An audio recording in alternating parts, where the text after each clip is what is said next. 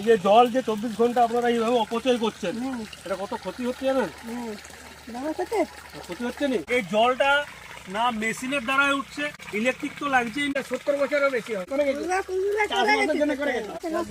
নাহলে আরো স্পিডে বেরোতো। এটা কি অটো ফলা বলা হয়, মানে এটা কোনো পাম্প দেওয়া নাই, না অটোমেটিক মাটির তলা থেকে জল উঠছে। মানে এটা এইটা শিলাবতী কাঠের ব্রিজটা যত দূর হ্যাঁ। বিস্তার তত তলা এটা আছে, 800 ফুট তলা থেকে আসছে এটা।